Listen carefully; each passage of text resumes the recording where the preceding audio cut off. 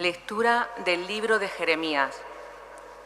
Esto dice el Señor: Gritad de alegría por Jacob, regocijaos por la flor de los pueblos. Proclamad, alabad y decid: el Señor ha salvado a su pueblo, ha salvado al resto de Israel.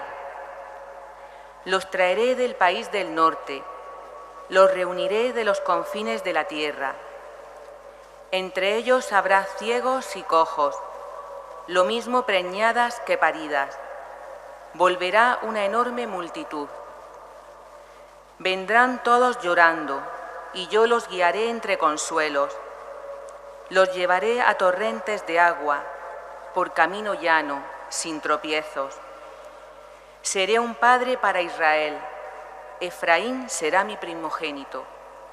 Palabra de Dios. Te alabamos, Señor. Lectura de la carta a los Hebreos. Todo sumo sacerdote, escogido de entre los hombres, está puesto para representar a los hombres en el culto a Dios, para ofrecer dones y sacrificios por los pecados. Él puede comprender a los ignorantes y extraviados, porque también él está sujeto a debilidad. A causa de ella, tiene que ofrecer sacrificios por sus propios pecados, como por los del pueblo. Nadie puede arrogarse este honor sino el que es llamado por Dios, como en el caso de Aarón. Tampoco Cristo se confirió a sí mismo la dignidad de sumo sacerdote, sino que la recibió de aquel que le dijo: Tú eres mi hijo, yo te he engendrado hoy. O como dice en otro pasaje: Tú eres sacerdote para siempre, según el rito de Melquisedec. Palabra de Dios. Te alabamos, Señor. El Señor esté con vosotros. Y con tu espíritu. De la buena noticia según San Marcos. Gloria a ti, Señor.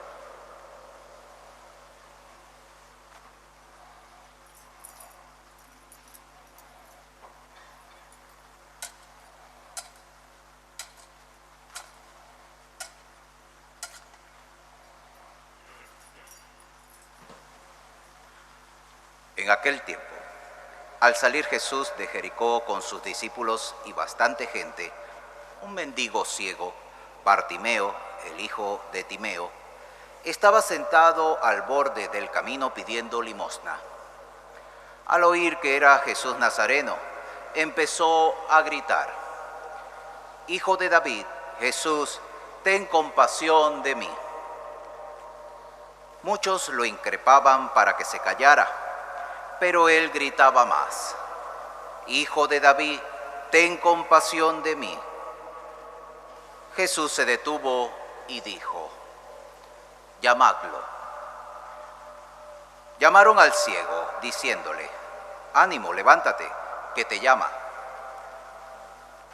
Soltó el manto, dio un salto y se acercó a Jesús. Jesús le dijo: ¿Qué quieres que te haga?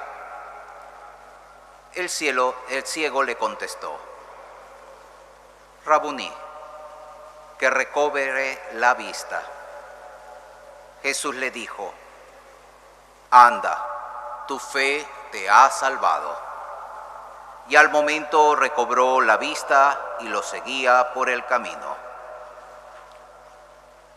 Palabra del Señor. Gloria a ti, Señor Jesús. Queridísima Iglesia del Señor, esposa amada de Jesucristo, muy amada, pueblo santo de Dios, al que pertenecemos todos también yo y también los sacerdotes. Muy queridos sacerdotes, concelebrantes, queridos hermanos y amigos. Casi todos nosotros, cuando fuimos bautizados, éramos muy pequeños entonces, pienso que la inmensa mayoría de nosotros, pues hay un rito complementario al bautismo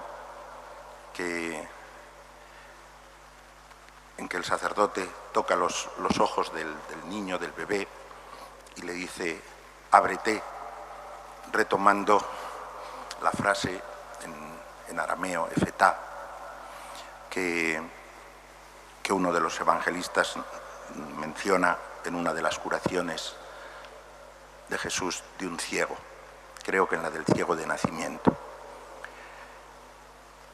Por lo tanto, nuestros ojos están abiertos y abiertos no en el sentido de que haya sido necesario que Jesús nos los abra para ver las realidades de este mundo, sino abiertos para conocer a Dios, abiertos para encontrarle en las cosas, en las personas, en los acontecimientos, en las circunstancias de la vida, abiertos para reconocer que Jesucristo es nuestro Redentor y nuestro Salvador y que Él nos conduce a través de nuestra historia con una misericordia y un amor infinitos.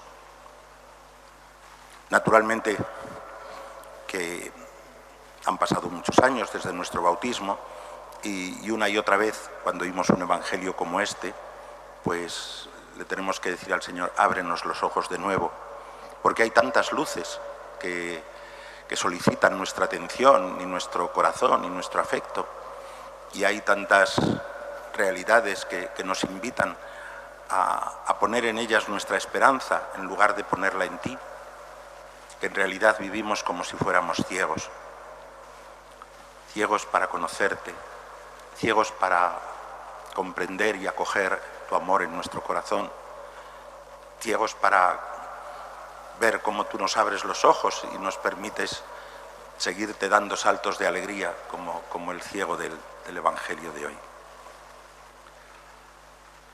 Se lo pedimos, le pedimos que nos abra los ojos. Que nos abra los ojos también en esta semana pasada se inauguraba en cada diócesis de la Iglesia Católica el camino sinodal al que el Santo Padre nos ha invitado, que significa sencillamente, aunque la palabra sinodal suene así muy solemne, significa sencillamente que nos acerquemos unos a otros, que estemos más abiertos unos a otros para caminar juntos, porque no es el designio de Dios que hagamos solos el camino de la vida. Ni siquiera un matrimonio, ni siquiera una familia, ni siquiera una parroquia o un movimiento o una comunidad puede caminar sola. Tenemos que caminar juntos. Y no porque la unión hace la fuerza, como a veces dice la gente. Hace la fuerza y a veces hace también la debilidad, sino porque unidos respondemos mejor al designio de Dios, que es nuestro Padre, el Padre de todos, que nos hace a todos hijos suyos, que nos hace a unos hermanos de los otros, por encima de las fronteras de las naciones, de las razas, de las lenguas, divididas por el pecado de los hombres, por encima de cualquier otra división, de clase social, de todos somos todos miembros de una familia, miembros de un solo cuerpo, el cuerpo de Cristo. La Iglesia es el cuerpo de Cristo, al que Cristo se une con tal fuerza, con tal intensidad, con tal profundidad, que ella se convierte de esposa en su mismo cuerpo, de tal manera que nuestra comunión es el cuerpo de Cristo en el mundo y es la posibilidad de que los hombres se encuentren con Cristo en este mundo nuestro.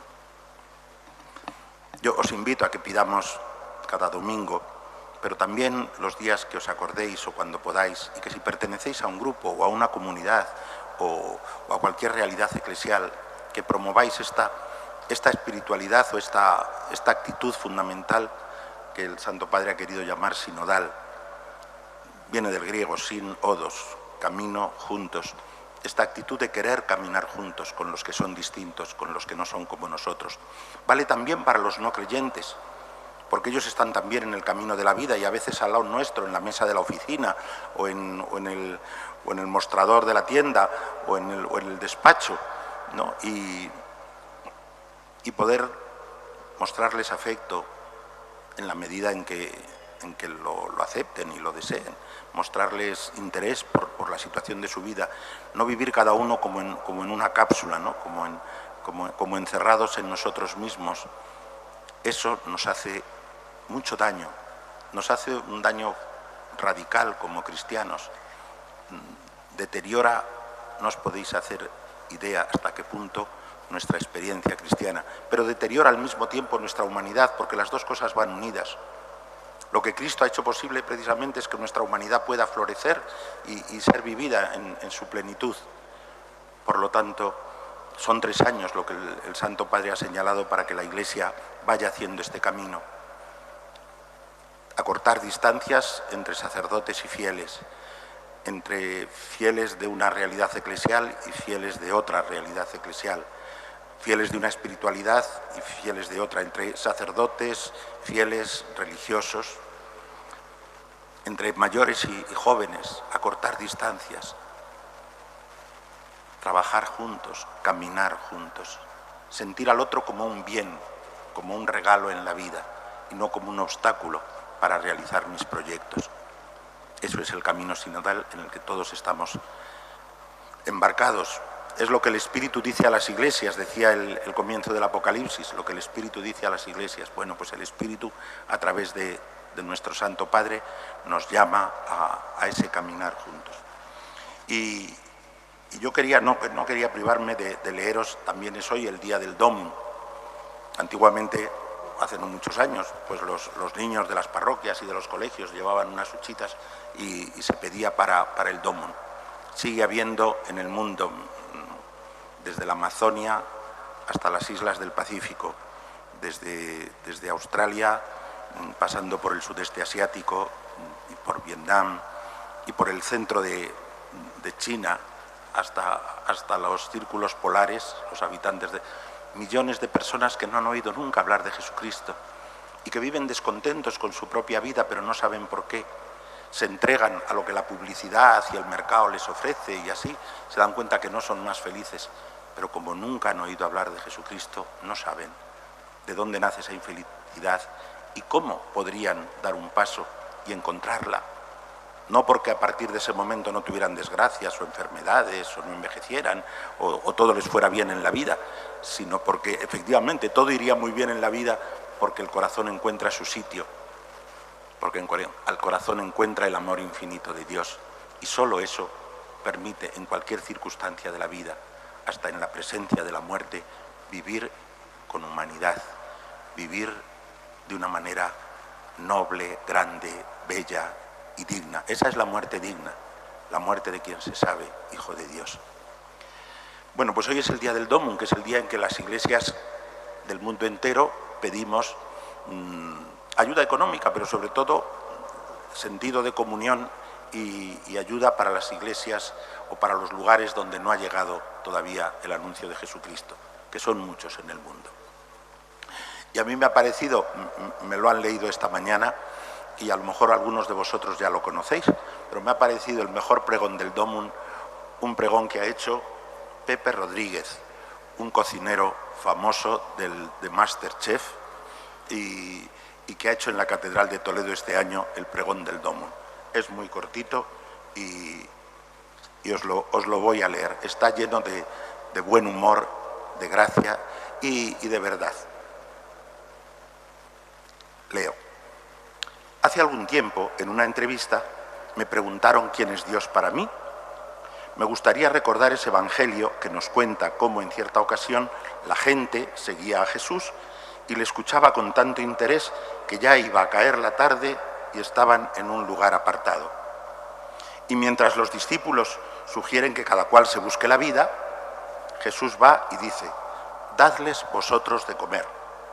Y así, con 5 panes y 2 peces, Jesús da de comer a una multitud. Es más, sobraron 12 cestos de pan. Eso es cocina de aprovechamiento. Creo que los misioneros podrían ser los discípulos que siguen oyendo ese «dadles vosotros de comer». Y en lugar de escaquearse, dicen: «Oído, cocina». Personas normales y corrientes como yo, como cualquiera que no escurre el bulto, sino que se fían del jefe de cocina que les llama a la tarea de dar de comer y repartir el pan.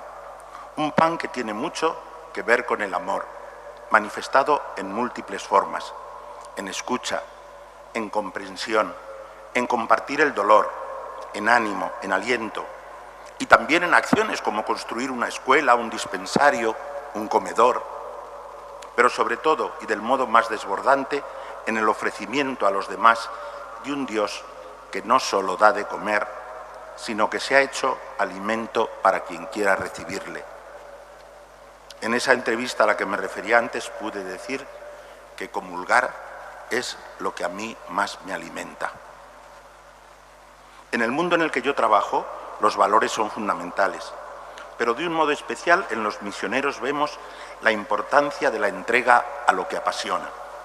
Y los misioneros sienten una pasión por Jesús y una pasión por su pueblo.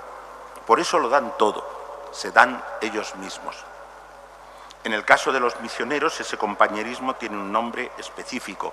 Ellos no van por libre, sino siempre integrados en un equipo de cocinas que es la Iglesia.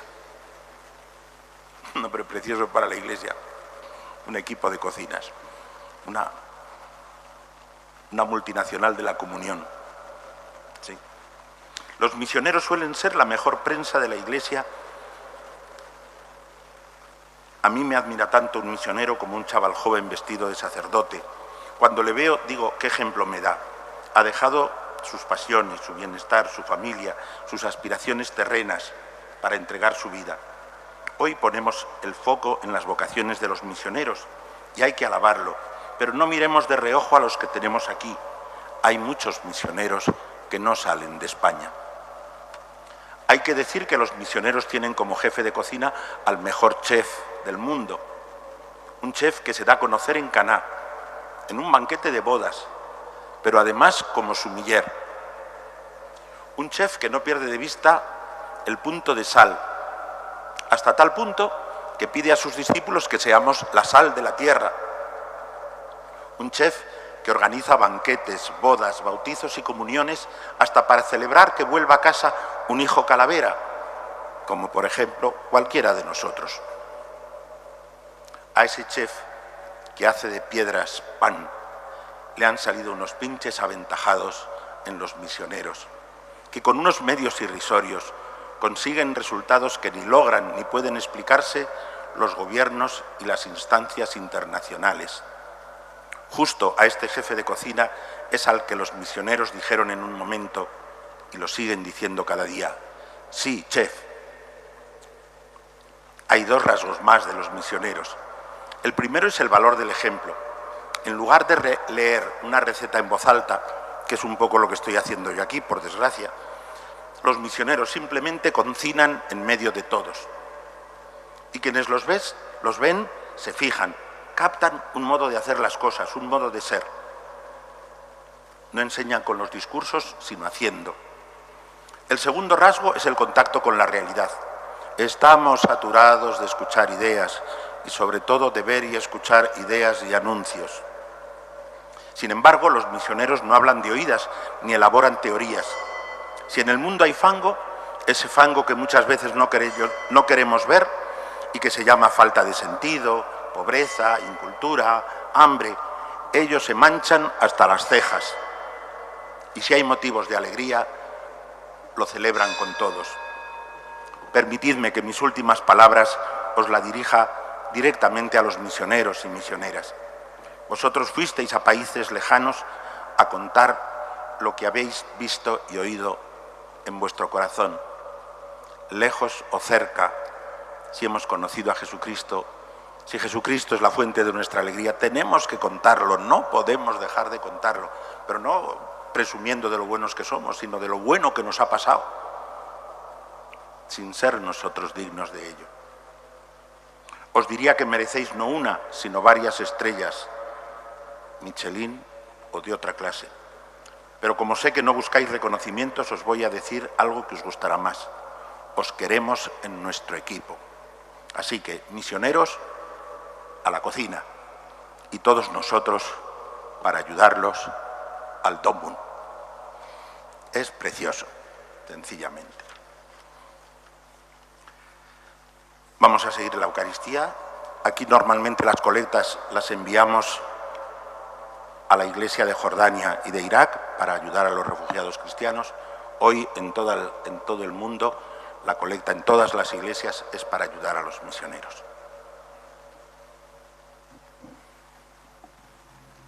Vamos a comer.